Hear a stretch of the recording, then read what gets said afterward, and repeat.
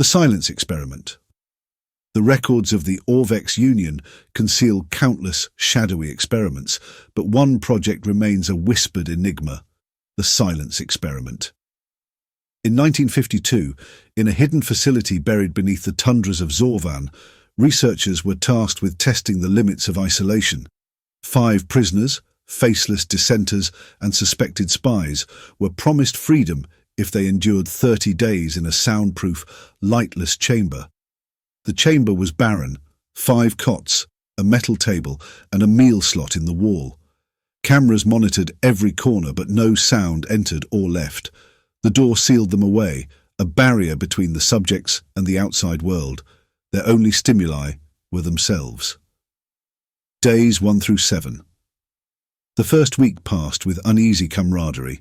The prisoners filled the void with chatter, stories, jokes, even singing. But the absence of sound beyond their voices soon began to weigh on them.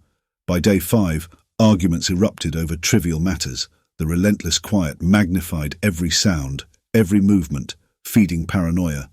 One by one, they began retreating into silence. Days 10 to 15.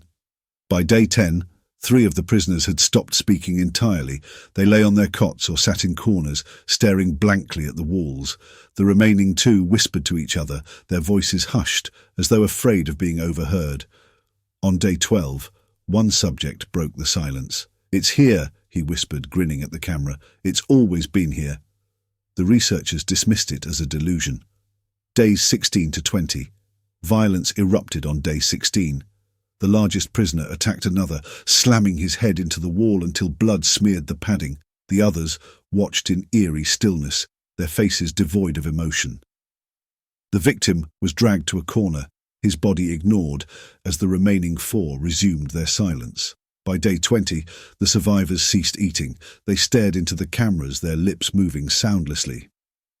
"They're whispering," one researcher muttered as he watched the footage, "but there's no sound." Days 25 to 30. The last 5 days were marked by chaos. The subjects moved in unison, pacing the room in synchronized patterns, their gaunt faces turned upward as if listening to something beyond the chamber. One subject collapsed, blood streaming from his ears. The others didn't react. When the order came to end the experiment on day 30, guards entered the chamber. The remaining 2 prisoners were motionless, their eyes wide and glassy. As the guards approached, one subject spoke. "The silence is alive," he rasped, his voice barely human, "and it's free." The lights flickered. The cameras cut to static. When the backup team arrived, the chamber was empty. No bodies, no guards, no trace of the prisoners. Weeks later, surviving researchers reported hearing whispers in the silence, seeing shadows in the corners of their vision. The chamber was sealed, buried beneath the tundra. But some say, on a windless night, you can hear the silence calling.